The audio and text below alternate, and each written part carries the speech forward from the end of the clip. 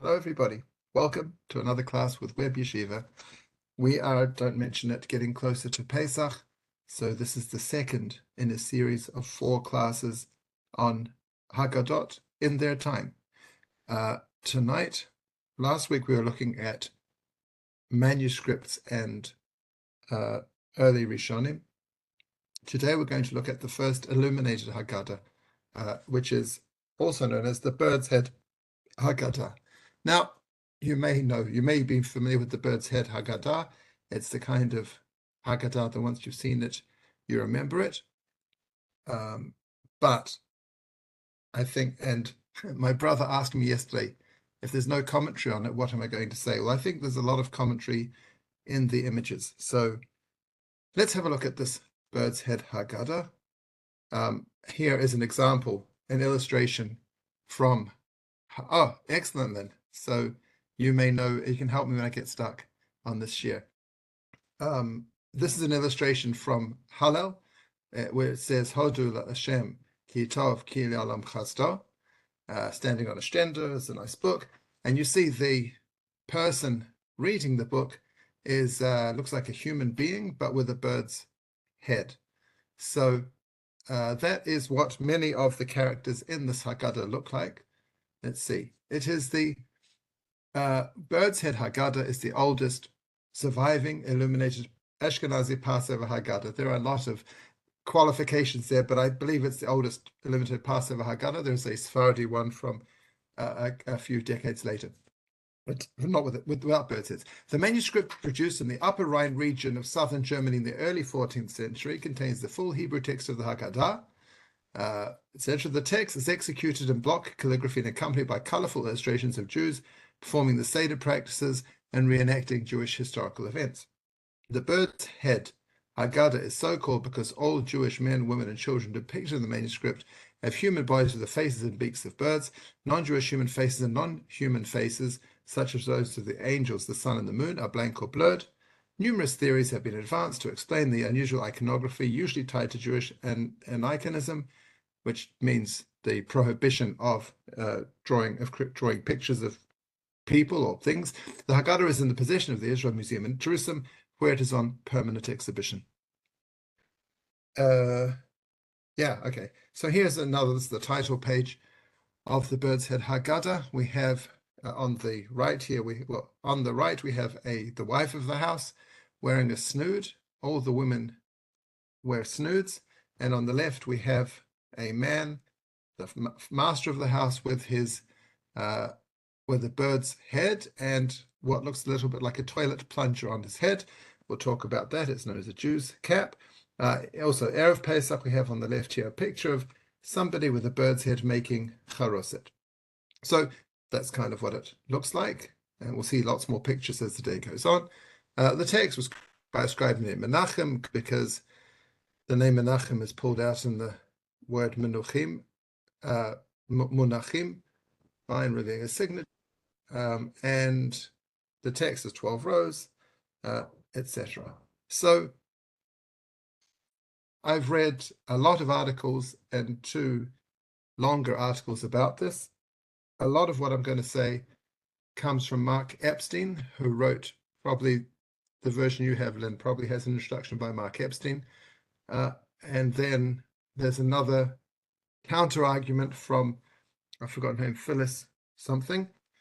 And then there's a few things that I noticed myself, which I'd like to present, and sometimes I haven't been clear about who said what. And obviously, if you say things b'shem omro, in the name of the person who said them, you bring Geula, and especially at Pesach time, we want Geula. So I apologize in advance if it's not clear who said what.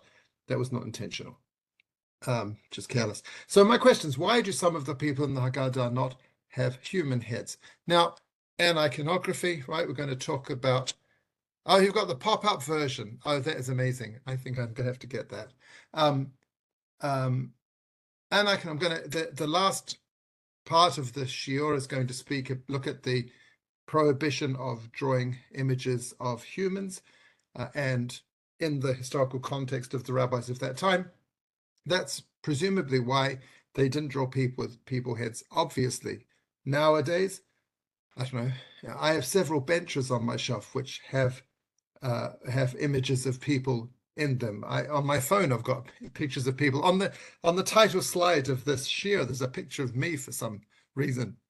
So clearly, whatever the prohibition was at the time they wrote this Haggadah, we don't hold by it anymore. But I want to go through what that looks like, but that's going to be the second half of the shiur. Why do they have birds' heads? I want to look at why birds, given that you can't draw a human head, why not rabbit heads, like a Beatrix Potter book, or I don't know, a cat head, or a cow head, or lots of kinds of, or just an emoji with a smiley face. There's lots of kinds of things you could have done that wouldn't have been birds. Why are they wearing these funny hats? And what is the historical context of the Haggadah? Those are some of the questions I wanted to look at. So let's start with who has the birds' heads. I love this story. Mark Epstein is writing this academic introduction to the Birds Head Haggadah, and he's done a lot of research and come up with a whole bunch of new ideas. But the biggest chiddush came from his 10-year-old son. So he says, you can see on the image here, right? Kol Shama Shodram Elu. This is Rabban Gamliel's statement in the Haggadah. At the bottom of the page, we have, you can't see the next, you'll see the fuller image later, but we have Paro and his chariots chasing after the Israelites, right? And you'll see that the king has a crown on his head, that's Paro. His face is blurred out. In front of him is a knight holding a flag, and he has a kind of human head, and there's maybe some people in the chariot, I'm not sure, and a couple of birds' head people. So here again, says Mark Epstein, here again, I'm in debt to the unprejudiced observations of my son. Misha was intrigued by the interplay between the birds' heads and the featureless human faces, and he attempted, as 10-year-olds will, to fit the two into a fail-safe and universally applicable morphology of binary opposition. See, even when you write about what 10-year-olds said, it still has to sound academic. Observing that Paro and his host, who are shown pursuing the departing Israelites, are depicted without birds' head, he inferred that all the Mitzrayim, all the Egyptians, have normal faces, and all Bnei Israel, all the Jews, have birds' faces. This generalization seemed to be a plausible strategy for distinguishing the two groups of figures, the and the bird-headed in the manuscript. Should be faceless, I think, I'm sorry. I understood how, to Misha, this might have seemed a good way of organizing the images. However, smug in what I suppose was my superior art historical expertise, I thought I saw his error immediately. I decided in the best treasure hunting fashion to help him discover for himself that there were two Mitzrayim situated directly behind Paro who did in fact sport birds' heads. Right, let's just go back and see that. I don't know if you can see my cursor, but here is Paro. The two people in front are Egyptians, and the two people behind have birds' heads. And they presume they are also Egyptians, right? So Misha, I said, look again, Misha, this time more carefully. Do all the Mitzrayim really have normal faces? Can you spot the two who don't? The child did not miss a beat. Abba, he exhaled, with the exasperated air of one who catches his father pretending not to know something he ought to. Anybody can tell that that's Datan and Aviram.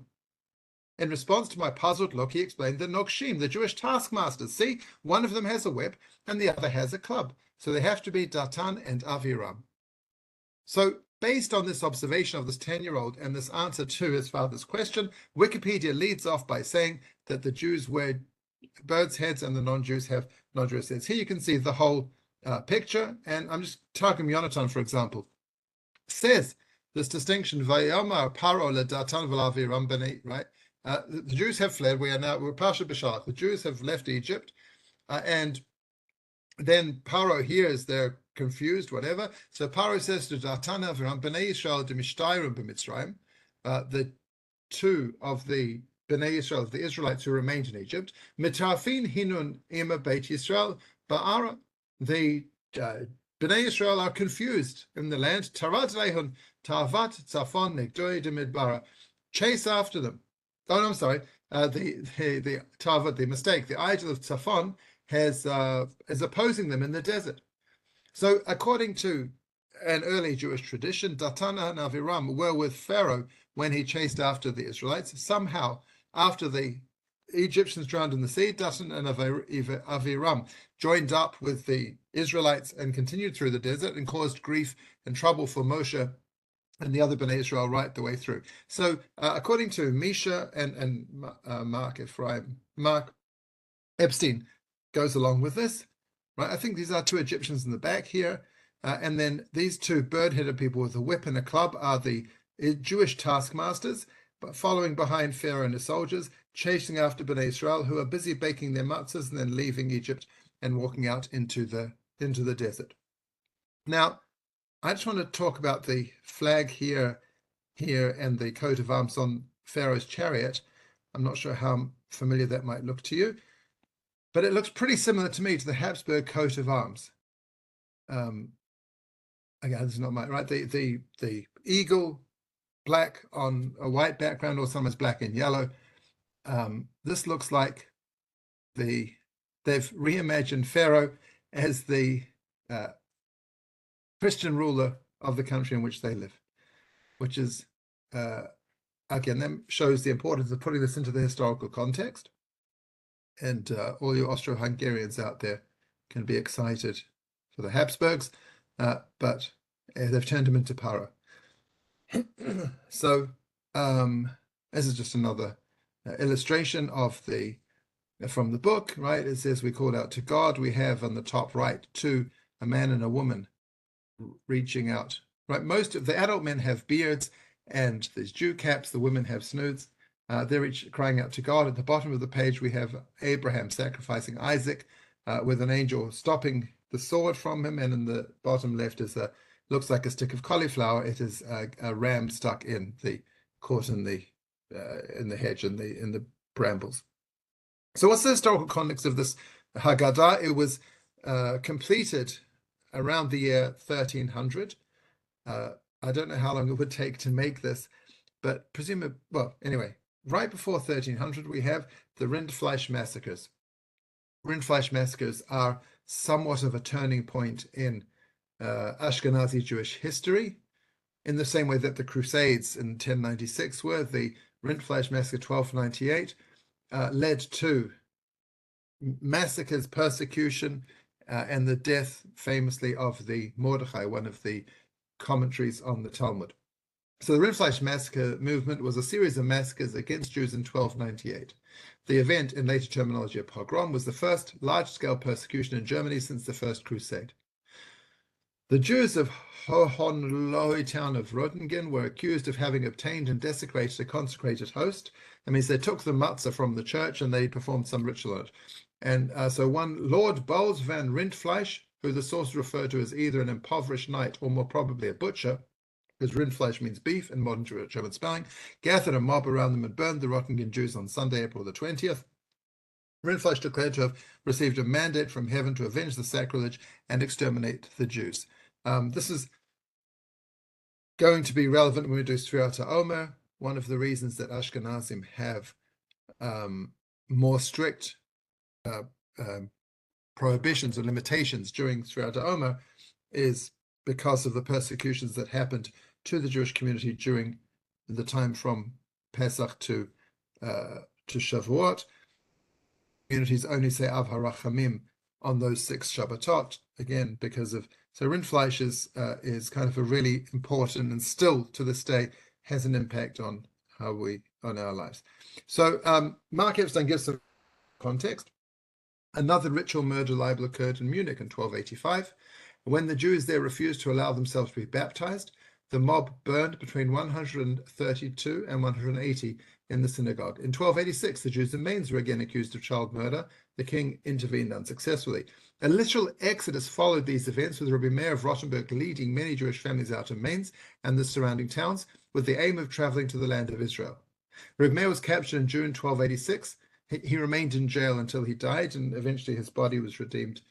They put a high ransom on him, and he told the community not to pay to release him because the ransom was too high. Anyway, so the emperor enacted a law forbidding Jews to leave their homes without permission of their local lords because they were his property as serva chemae regis. A blood libel charged with an accusation of a reenactment of the crucifixion occurred in 1287 and resulted in further mob violence against the Jews of Mainz. So this is all happening in Germany. A lot of... I know we talk about always having pogroms, but the end of the 13th century was a whole bunch of massacres all in Germany at the time that the author of this Haggadah, the illuminator of this Haggadah, was either working on it or thinking about working on it. And therefore, I think there's a lot of anti-blood libel themes here. So we see, for example, where the text says this, the maror, these bitter herbs that we eat, and it says it wasn't only our ancestors who God redeemed, but in every generation, we have to see ourselves as if we've escaped from Egypt. So they are, the story here begins from the bottom right to bottom left. The entire process of making matzah, from I think that's grinding the wheat, making the matzah, and then baking the matzah, and to me this is a message saying, first of all, we've just survived another modern day paro of these blood libels and these massacres and rindfleisch and everything else. And second of all, look how we make matzah. We don't desecrate the host. We don't put in Christian baby blood. We make matzah out of wheat and we bake it, and that's all there is to it. And therefore, the charges against us are invalid. Now, again, who's his audience, right? He's speaking to Jews, not Christians. Nevertheless, we do what we do in the proper way, and we pray to God that he will redeem us also from the current exile. I'm going to say this maybe later, but I'll just say it now as well. Rindfleisch means butcher, right? He's beef. And I wonder if one of the reasons that the people have bird heads as opposed to any other animal is to say, the beef guy got us, but we're still, flying away. We're birds and we're not cows. This is maybe a dig at Rindfleisch. We don't want to be like him. We're not going to be mammals. We're going to be birds, and we'll see what kind of birds later on. So I want to talk about the Jew's hat. All of the Jews wear this Jew's hat. You can see this is not from this Haggadah. This is the Yitzchak's Brit Milah in a Chumash from about the same time period. So the Jew's hat, or Jewish cap, it was a cone-shaped pointed hat, often white or yellow, worn by Jews in medieval Europe. Initially worn by choice, its wearing was enforced in some places in Europe after the 1215 Fourth Council of the Lateran for adult male Jews to wear while outside a ghetto to distinguish them from others. Like the Phrygian cap that it often resembles, the hat may have originated in pre-Islamic Persia, as a similar hat was worn by Babylonian Jews. So this is, before the gold star or whatever, the Jews in 13th century in medieval Germany had to wear a special hat to identify them as Jews. We'll see in a second. Also, Muslims had to wear an identifying hat. The Fourth Council of the Lateran is what led up to or allowed for or created an environment where the massacres and pogroms of the 13th century came from. So the Fourth Council of Lateran, in some provinces, a difference in dress distinguishes the Jews or Saracens from the Christians. Saracens means Muslims. But in certain others, such a confusion has grown up. Sorry, right. This is the text of their proclamation of this Fourth Council. So some people, in some places, Jews and Saracens Jews and Saracens dress differently. But in certain others, such a confusion has grown up that they cannot be distinguished by any difference. It happens at times that through error, Christians have relations with the women of Jews or Saracens, and Jews and Saracens with Christian women. Therefore, that they may not, under pretext of error of this sort, excuse themselves in the future for the excesses of such prohibited intercourse, we decree that such Jews and Saracens of both sexes in every Christian province and at all times shall be marked off in the eyes of the public from other peoples through the character of their dress, particularly since it may be read in the writings of Moses that this very law has been enjoined upon them. So the Christians, the church, the Catholic Church, required Jews to wear this Jew's cap, and in keeping with that, every male Jew in this Haggadah has a Jew's cap on. I wonder if this is somewhat of a taking something negative and turning it into something of pride, because the requirement was to wear the hat outside of the ghetto, and here they are in their homes celebrating Seder and proudly wearing this Jew's cap to identify themselves as Jews. We're not afraid. Now, Mark Epstein, if you have questions, you can write them in the chat. Mark Epstein has the suggestion, if you look at the pictures in the book, they have the beaks of birds, the males have beards, and they have funny pointy ears that are not human ears. Mark Epstein suggests maybe they're not birds, but griffins. And some places started referring to this as the Griffin Head Haggadah, which is not as exciting as the bird head. Well, more depends if you're into Dungeons and Dragons and Harry Potter. Maybe it is more exciting. Right, so it's, in other words, Michael, thank you for checking that. Jews have to be distinguished by wearing tzitzit, and so they needed to be distinguished in another way as well. They had to wear clothes, wear special Jewish clothes. So Epstein suggests that they're not birds, but they are griffins. Now, Phyllis Portnoy disagrees with him. But you can see in these images, right, the birds have mammalian ears, beards, hands, and feet. Perhaps they are human, or perhaps they are half eagle and half lion, griffins, which is Epstein's suggestion. Griffins have a long history in mythology. The Sphinx in Egypt, actually, the Sphinx is so old that the ancient Egyptians didn't know what kind of animal it was supposed to represent. So it became called Sphinx because they didn't know what it was. But it could be that it's supposed to be a half lion, half bird, right? These people don't, these Jewish men with their Jewish hats on, their ears are pointy and peculiar, perhaps more like lions' ears. They have hands and feet, but maybe they could, like a little bit like paws, and the beards are a bit like lions' manes. So that's Epstein's suggestion. Why would the author, as much as we don't know why he would, right, it does, it's like the point, exactly like the masks of the plague masks. As much as we don't know why they might be birds, we even more don't know why they might be griffins. So Epstein has some suggestions. I want to take that a little bit further as to why they might do that. He basically suggests that you may interpret a bird. Well, the Jews were downtrodden. The Jews were miserable. The Jews had been massacred. If they imagine themselves as griffins, as mighty lion, eagle hybrids, then they're showing their superiority and their strength and their majesty. And we find, for example, the Yerushalmi talks about the parochet that was in the Mishkan and then in the temple. I mean, notwithstanding the image that I put here, Yerushalmi says, we read last week's Pasha, we're going to read in this week's Pasha. Anyway, we're talking about making the Mishkan.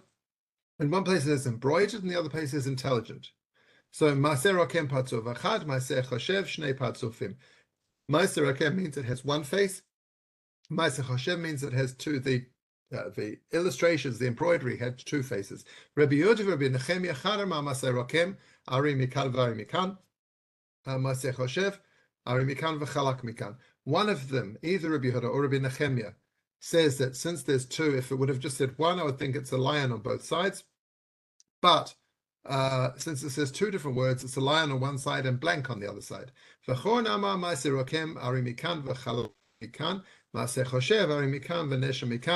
other one says that the words mean it's a lion on one side and an eagle on the other side. So a lion eagle is baked into embroidered into the fabric of the Mishkan. So Michael, I'm going to come back to the parochet at the end when we talk about the potential prohibitions of human faces. But yes, certainly a lion is, even in Jerusalem, all the manhole covers and all the park benches have a symbol of a lion on them. That's a symbol of majesty and a symbol of Jerusalem. And so on the Kruvim, and Epstein, I think goes too far with this griffin idea. But if the Kruvim are kind of depicted as birds with human faces, so perhaps the Bird Head Haggadah is depicting the inverse of Kruvim. So it's not to be Kruvim, but it's bird faces and human bodies, or it's bird lion people. We find reference to that. Oh, sorry, here is a relatively contemporary Siddur, where you see, again, people depicted without human faces. Here they seem to have lion faces or perhaps they're bears or stoats, I don't know, but they might be lions drawn by somebody who's never seen a lion because they live in Germany. So that's Gavri and Michael. So it's not a crazy thing. This isn't the bird heads is not the first time people have created text illustrations without human faces.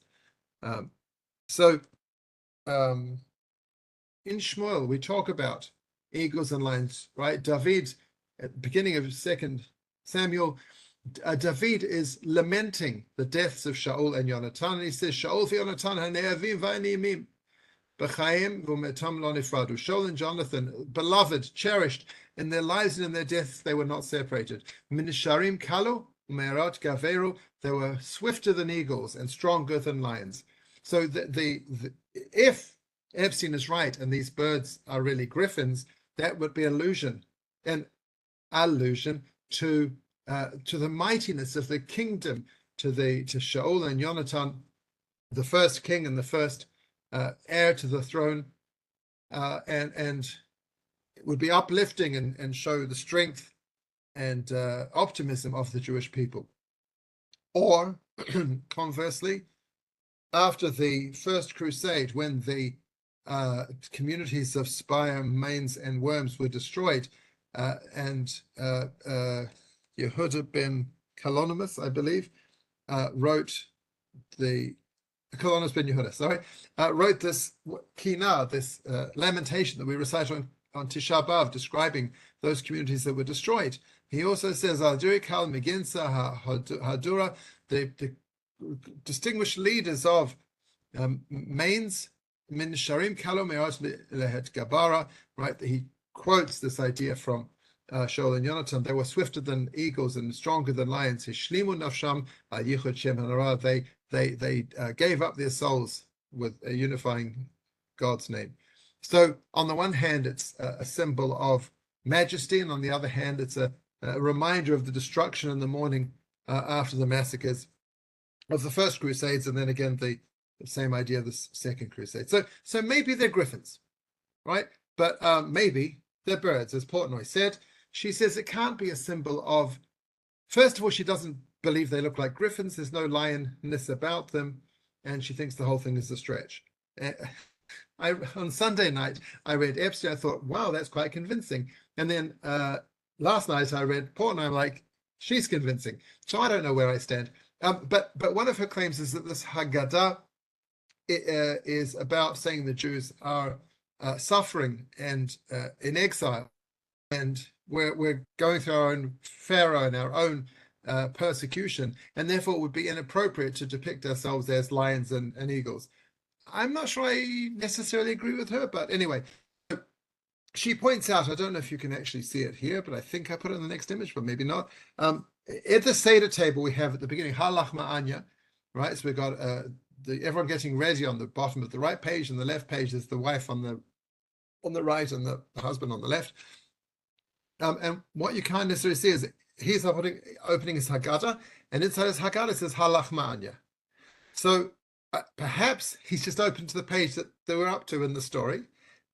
So Portnoy suggests that it says Halach Ma'anya because the point of this is that we are poor. This is the bread of affliction. We're in a time of suffering.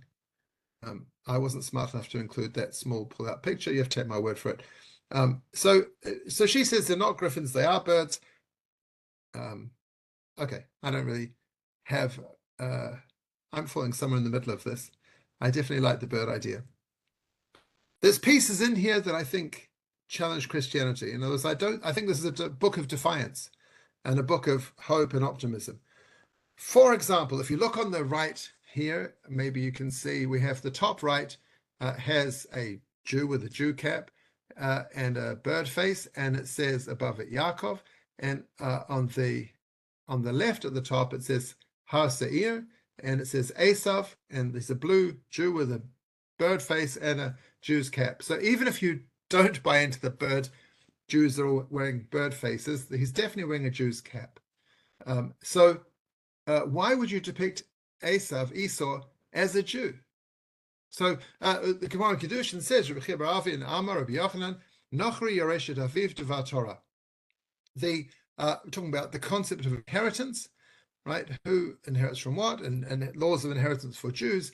He says that non-Jews inherit their non-Jewish father by Torah law, because it says, Ki Yerusha le'esav natati et har seir, which is the verse that we read in the Haggadah. I gave Esav an inheritance, the Mount Seir.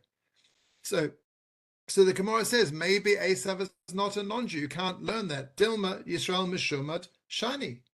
Maybe Esav is Jewish. He just went off the derech. He's a Jew who didn't follow the Torah, and therefore he'd be inheriting from his Jewish, he's obviously inheriting from his Jewish father, Yitzchak. So therefore we can't learn from Esav. So it's a different verse, the Bain, not Natati et Yerusha. So this picture of Esav as a Jew next to the verse of Har Seir is saying that Esav, who medieval and earlier Jewish literature connects to Christianity, and who the Christians connected to Christianity, essentially, right? I'm not going to go into the history now because I haven't got time, but Esav is Edom. Edom was basically mostly destroyed by King David, and then by the time of Herod, there was nothing of Edom left. So post Second Temple, Edom became the Roman Empire, and then the Roman Empire became the Christian Empire. And so both Jews and Christians, to a certain extent, saw Esav as connected to Christianity. The author of this Haggadah, or the illustrator of this Haggadah, Menachem, is saying that Esav is one of us. He's a Jew too. And we're saying he went the wrong way. He's a Yisrael Mishumat, but he's still one of us. And you see the picture closer in this, right? You see Harsi at the top and Esav, and he looks just like all the other Jews there. Tertullian, who is, I think, 3rd, 4th century, somebody can Google that, one of the major Christian theologians, early Christian theologians, he wrote a book called Against the Jews, and in it, he makes this connection between Esav and Christianity. He says that from Rebekah's womb, 2 peoples and 2 clans are about to come forth. They are, of course, the Jews, that is Israel, and the Gentiles, that is us. For indeed, God has designed 2 peoples and 2 clans to come forth from the womb of one woman, not to separate grace on the basis of the name, but on the order of the birth, such that the one who would come forth from the womb first will be subjected to the younger, that is the later. And so, although the people or clan of the Jews is anterior in time and older, graced with the first honor in relation to the law, ours, Christianity, is understood accurately as younger in the ages of time. This is so, as in the final lap of our age, we have grasped the notion of divine compassion. Without doubt, according to the degree of the divine utterance, the first, the elder people, namely the Jewish, inevitably will serve the younger. The younger people, namely the Christian, will rise above the elder. So Tertullian is saying that Tertullian is saying that Jacob is, the Christianity is Jacob, or just as Jacob usurped Esav, so too Christianity usurps Judaism. And so perhaps the author of this Haggadah is saying, no way, we're still here. Esav's still one of us. He's gone the wrong way, but he's still Jewish, and we're not handing over the mantle of the second-born inheriting to the Christians. Or maybe not specific to Tertullian, but this idea of Christianity taking over from Judaism through the 2 brothers. No, they're both here. Just Esav went the wrong way, and he's a Jew and went the wrong way. The theme of the Haggadah, of course, is from slavery to redemption, and this is particularly poignant in 1300 when they've gone, not slavery, but persecution, and there was this movement to go to Israel, which was thwarted by the king, but they were trying to pack their bags and leave and go to Israel, and certainly were looking for redemption from the persecutions and the massacres. So we have in this illustration here on the Haggadah, we have, right, it's talking about the affliction, and we have the images are Pitom and Ramses. The Jews are building Pitom and Ramses, it says in small text, and there's a ladder in between, and it looks like a guy's carrying a banana on his shoulder, climbing up to the top. So I was wondering, this is definitely my idea that I didn't see anywhere else, and therefore feel free to reject it, but you can reject all the other ideas too. Why did they have a ladder? Pitom and Ramses, Pharaoh's storehouses, I always imagine them sitting in the desert next to each other, far from each other. I don't know what, but there wasn't one higher and one lower. Why would you have a ladder going from one to the other? It's interesting that the little Gothic towers that are there have little Jew hats on top as well, right? Saying that we built this, we were here. Anyway, so I wonder two things. And you can't see here very well, and the next slide maybe you can see it more clearly. I'm not sure that everyone here has a bird's head. I think there might be some people without bird's heads. If that's true, that would mean that they are Egyptians and not Israelites. So I wonder, there's a Midrash Shemot Rabbah says, that Pharaoh placed on him, right, taskmasters, Aleim lo nemar el alav, doesn't say on them, on the Jews, but on himself. Tana Rabbi Elazar Rabbi Shimon, melamed she'aviu mel ben v'talu b'tzavaro shel Paro. This teaches they took a brick and they hung it around Pharaoh's neck. She'im hayachal mishal she'omer lahem istanisani. If one of the Israelites would say, I don't do brickwork, I'm too delicate, I can't build these cities, omrim lo klum istanis atam miparo. Are you more of an istad, more delicate than Pharaoh? So maybe one of these people in this image is supposed to be Pharaoh. Maybe but I'm going to say different, but maybe the banana he's carrying is the symbol of a brick that is, well, it's not a symbol. I think the banana is a bowl carrying something. Maybe it's carrying bricks. Maybe it's showing that Pharaoh is involved in the building, or at least symbolically involved in the building too. Maybe, I don't know. And then another idea I had was that why are they called Pitom and Ramses? So again, the Midrash says, Rav Shmuel Chatamar Shemisaknot et Baalehen. They're called cities of storage because the word miskenot, they endanger those who are building them, just like a ladder would endanger you climbing up higher. Sorry, they either endanger their owners or endanger the people building them. Anyone building is in danger. Fine, maybe that's why there's a ladder, because we're scared of heights. Rabbanan Amrei, Bate Od Sarot, the rabbis say they are storehouses. Lech Boel HaSachen Hazeh. Et Pitom Vet Ramses. Why are those names? Rav Shmuel Chadama Pitom Shema. So one says, actually it was one city, and it was called Pitom. V'lam nikra Shema Ramses. Why is it called Ramses? Sherishon Rishon Mitra says, because every time they would put down a brick, it would collapse into the ground, and they'd put the second brick. They'd keep building and building and never make any progress. V'chadama Ramses Shema. The other one says it was called Ramses. Lam nikra Shema Pitom. And why is it called Pitom? Shirishon Rishon Pi Tahom Bala, because every time they put a brick down, it would swallow it into the abyss.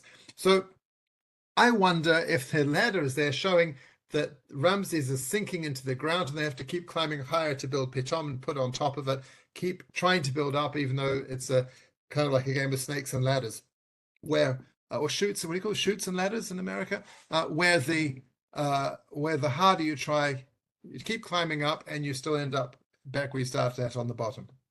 Maybe it's the same two people, right, who are climbing up. The green man and the red man get to the top of Newsom building and they fall back down to the bottom. They have to start all over again in an infinite chain, a Sisyphean task. I don't know. That was a thought I had. The bananas. I see this picture from Speculum Humanis Salvatonis, and they've got the same bananas there. Now, this book, it is slightly later than our Haggadah, but nevertheless, the book shows that whatever the Jews did back in the day, the Christians then adopted and perfected or turned into did it in the proper way. So we have on the bottom right is the Jews collecting the manna in the desert in their bowls, and then we have those same bowls used in the Last Supper by Jesus and the disciples. So these bowls, right, in this book, right, the mirror of human salvation, the bowls represent the Jews losing what they had, and the Christians taking it and making it into what it was supposed to be. So I wonder if the bowls there when they're building Pitom and Ramses are, I mean, again, this book came out afterwards, but this idea of a bowl, and an idea of a bowl of manna, which is used then as the Last Supper and becomes a bowl of the Eucharist, they're using it to carry their bricks, to build Pitom and Ramses. So perhaps it's another dig at some of the Christian ideas. We have manna in the Birds Head Haggadah. In Dayenu, it says, "Ilo hechilanu et haman." If God would have given us the manna and not given us the Torah, not given us Shabbat, I think, and then the Torah, Dayenu. So we have here a picture of two Jewish men with their birds' heads and their Jews' caps, collecting the manna, and also there is a quail, right? The slav, one of the quail or grouse or however you translate that, that when Parsha B'Sholach as well, when they came out from Egypt and they got to the desert and they said they were hungry, God gave them manna and he also gave them slav. In Parsha Ba'alotcha, that became a bad thing, but initially that was not. So they're picking up the manna, and there's one, and it seems those hands at the top, those are God's hands reaching out from heaven, dropping down the manna, or maybe he's holding the bowls and tipping out the manna from the bowls to them for them to take. So Epstein suggests that this is a Christian imagery.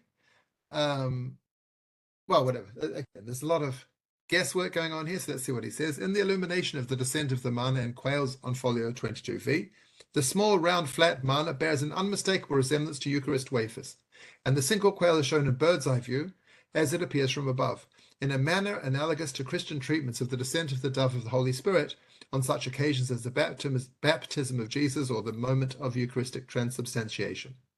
Thus, when the manna is represented in the shape of Eucharistic hosts, I can't read.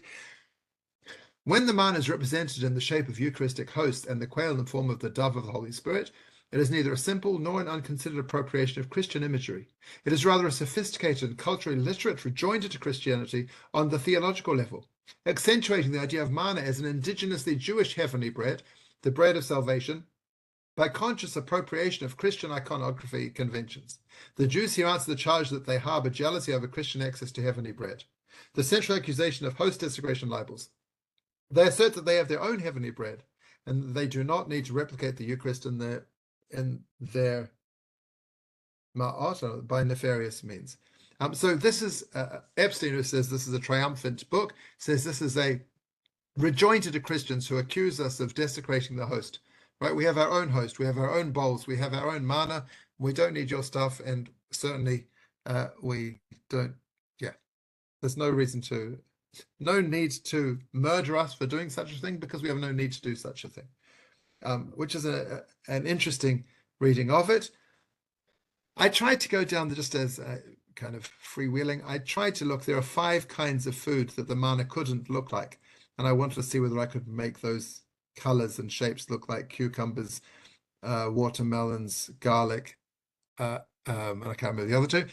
But then I thought that's probably the wrong way to go, so I left that. But anyway, so Epstein says the manna is specifically in the shape of the Eucharist. And I would add that the bowls also are recognizable as Eucharist bowls.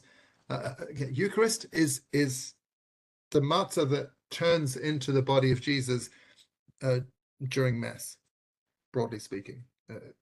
Don't bother correcting me if I'm wrong, because it's something approximately that, and I don't want to get into the theology.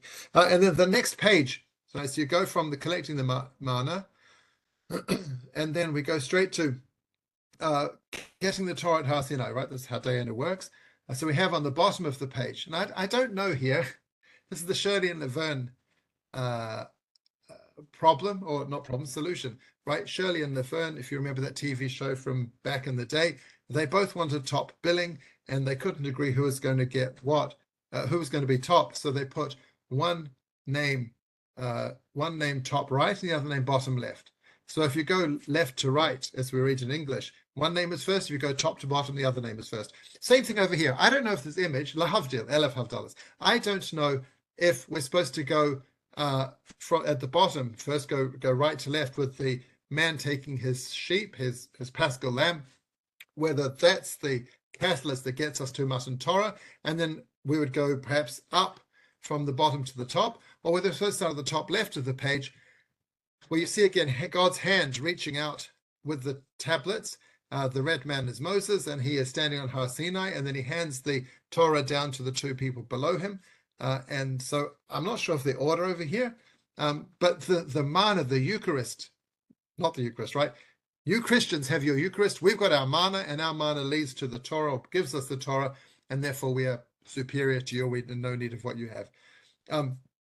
Just to point out, I can't believe we're running out of time, to point out the 2 tablets start at the top of the page as 2 tablets, and by the time they get to the bottom, they're 5 tablets. So either this is like one of those fold-out books. I mean, this is, I'm not being facetious. You can see it's kind of open there. Maybe it's supposed to say that it starts with something small that contains within it much more than it has, and that's the message. Maybe it's the 2 tablets that also include the 5 books of Moses. I was wondering, possibly, could it be that the God gives the Torah from heaven, but the men at the bottom are the rabbis giving the Torah Shebaal Peh back to Moshe, and the 2 work together, the Torah Shebechtav and Torah Shebaal Peh. It's not a dog, it's clearly labeled as a seh, Michael. That's the Paschal sheep. And he's bringing his korban, because Pesach, that's the theme of Pesach. You'll see him in 1 minute. Not 1 minute, in 2 minutes. I just want to show this idea of having the same, right? Just going back. The guy in red is Moshe, and it's like an animated stop motion. He's at the top, he's in the middle, he's whatever. So that's how they depicted motion and movement in those days. We see that same thing here. Moses at the top of the mountain getting the Torah from God. You see a hand there as well. Moses coming down the mountain. Moses handing the Torah to the people at the bottom. What starts as 1 tablet at the top becomes 2 tablets at the bottom. All the Jews wearing their Jews caps. So the same idea of expanding as it gets to the bottom. We see that's a common idea. Here's the same sheep, Michael, skewered, and as the Korban Pesach, with the guy coming. It's got ram's horns. You can see it's definitely not a dog. He's bringing it to the Seder, and everyone's coming to celebrate and toast and have their cup of wine. So that's the redemption from slavery to redemption. Okay, now I have just over 10 minutes left. Let's see how far I get with this. The prohibition on graven images, right? This whole premise of using birds' heads is because the illustrator did not want to use human heads. Why is that the case? Well, it says in the Torah, right? Number 2. Oh, that's on the back for English. Anyway, number 2, don't make a graven image. What does that mean, don't make a graven image? Right? So I'm going to have to do this too quickly, but the Gemara in Rosh Hashanah talks about Rabban Gamliel. He would examine the witnesses who came to say they'd seen the moon, and he had, well, they've called it diagrams. I think they were reliefs of the moon on his wall, and he would show it to him, say, did it look like this, and did it look like that? I think these are not 3-dimensional, not globes, but like really sticking out of the wall of the moon. So here, and the Gemara says, how is he allowed to have these figures? It says, Lo tasuni ti, right? So you can't make images of people with me, of things with me, right? My attendants in heaven, if I'm God, you can't make images of sun and the moon. So Abaya says, the prohibition is only if you can make the whole thing, but you can never build a moon, and you can never build a sun, so there's no prohibition in doing that. That's Abaya. And then we talk about other things. Sorry, did I say? I don't know why I put that twice. And then Abaya says only specific things, right? You can't have a face of a man or a lion or a bull or a eagle. Those are the 4 prohibitions, because those are the 4 faces of the chariot. So then why can't we, the Gemara says we can't do human faces. Sorry, just to back up. Abaya says the prohibition is only using all 4 of the faces. So perhaps this connects a bit to the griffin idea that you can't have all 4, but you could have, let's say, 2 of them, the lion and the eagle together, and they left out the bull because of rindfleisch. I'm really stretching now, but who knows? Left out the human. So then why can't you do a human face, the Gemara says? And this is a whole other shear in and of itself, but I'm Rav Yehuda by Rav Yeshua, Miprakid Rav Yeshua, Shmieleh. I learned this from Yeshua's shear. Lo tasun eti, right? It says, don't make with me graven images. They learn as Lo tasun oti, don't make a picture of me, God, don't make God. And God, right, man, humans are Tzelem Elokim, Demut Elokim. So we are in the image of God. You can't make images that look like God. But you can make images of anything else. So with that, you would not be allowed to use human heads, but you would be allowed to use any other kind of head that you wanted. Okay. We have, though, and this is because I'm going to get to the halacha in the small amount of time. What do we have now? Yes, Lynn, possibly there's a dove eagle thing happening. That's also a lovely idea.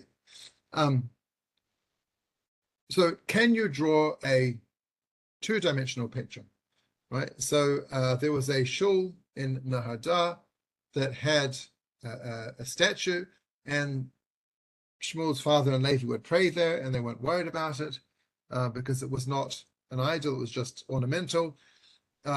In contrast to that, they talk about Menachem ben Simai. Why is he called the son of the holy ones? He wouldn't even look at the money, which had the picture of a king or a face of a human on it. He wouldn't even look at the money. And he was so religious, as it were, so he didn't even do that. The illustrator of this Haggadah is called Menachem. I wonder if that's I don't want to put images of people because I'm like my ancestor Menachem Bar Simai. I'm, again, stretching a lot. There are times you can have graven images, right? If it's painted on the wall, two-dimensional, you're allowed to do it. We find, we find mosaics, very early mosaics, which have human faces on them, as well as animal faces, and in synagogues. So presumably they were permitted. However, at the time of the Haggadah in Germany, there were a couple of rabbis who, one was very against it and one not, and this is Michael in the Parochet question. So the Shulchan Aruch brings both opinions. Have I got time? I'll try. In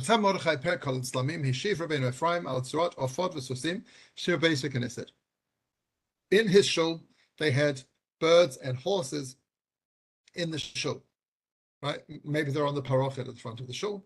And he says, they're not like engravings that stick out. Because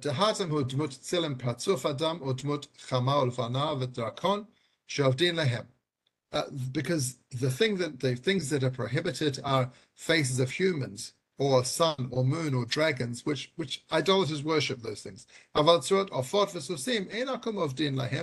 birds and horses, they don't worship those. Even if they would have a whole statue of it, they wouldn't worship. That's not what they worship.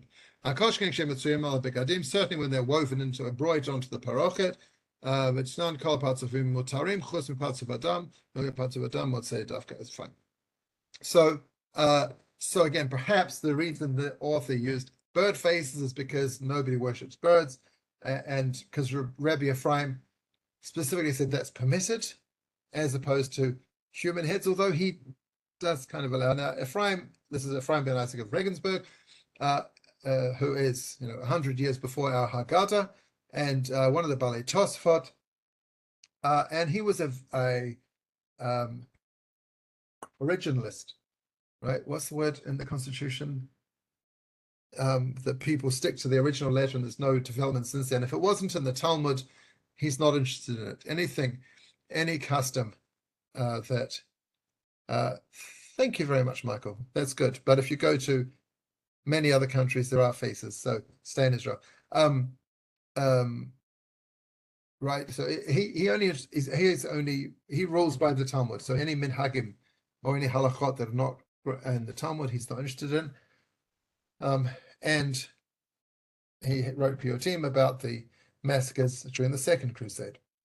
So he does permit bird faces, whereas Rav Eliakim, right, he says,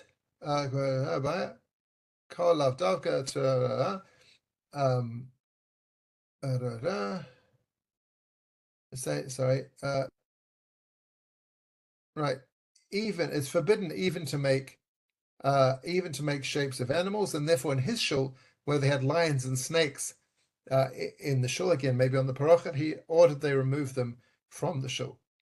So he wouldn't allow even the heads of animals. He is from Mainz, Magenza, 11th century. We don't know very much about him except that he's well connected to other people. So the illustrator drew the Egyptians with round face, but no faces on them. There's no details on the faces. They're just kind of circles, kind of like an emoji, but without even eyes and nose. So he avoided drawing. He didn't draw any human faces. He did draw bird faces, maybe because he lived at this time and was caught up in this machloket. Really quickly, there's a Holocaust story in this, which is we don't know who commissioned the original Haggadah in 1300. We don't know really where it was from there right until the 20th century. We do know it was clearly treasured and protected and looked after, and it wasn't as much as we might think it looks like a joke nowadays. It was not a joke Haggadah at the time, but something very special and valuable. We know that Marum, a family called Marum, owned it before the Holocaust, and then after the Holocaust, someone called Herbert Kahn has it, and he sells it to what becomes the Israel Museum. And so the Marum family in the 80s see this, recognize it, they sue to try and get possession of it or get compensation. Eventually they give up because the lawyers say you're not going to win this one. They did, 2017, I found this article where they asked if it could, right? They claimed that it was stolen, either it was stolen during the Holocaust and sold without permission. Could they at least rename? They don't mind leaving it in the Israel Museum, but could they please rename it the Maroon Haggadah rather than the Birds Head Haggadah? I don't know what I think the outcome is that nothing has changed on that. Anyway, so there's kind of a modern Holocaust story there. I just wanted to end with next year in Jerusalem. This is the end of the Haggadah. You see on the left page, you've got Jerusalem descending from the sky. There's a person there. I guess that's Mashiach. There's 4 Jews at the bottom pointing upwards to Jerusalem descending from heaven. And what's on the very top of Jerusalem, I think, carrying Jerusalem is 2 birds.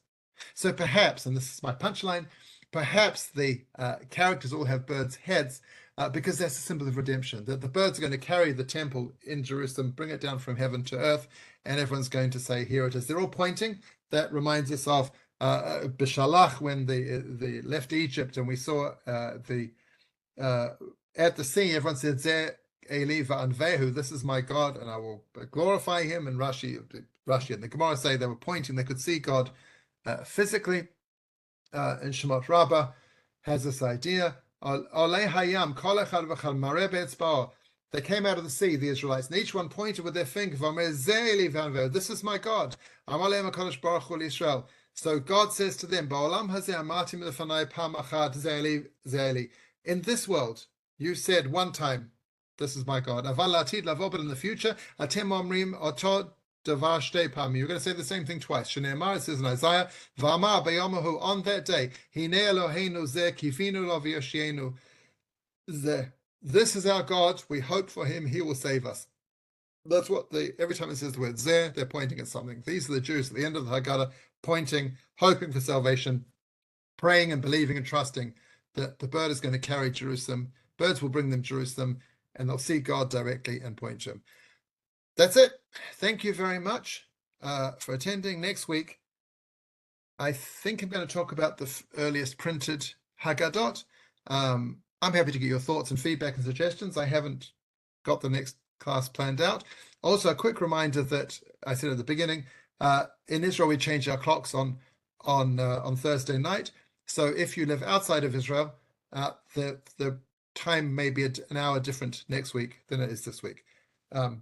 So check your schedule. Great. Thank you very much, everybody.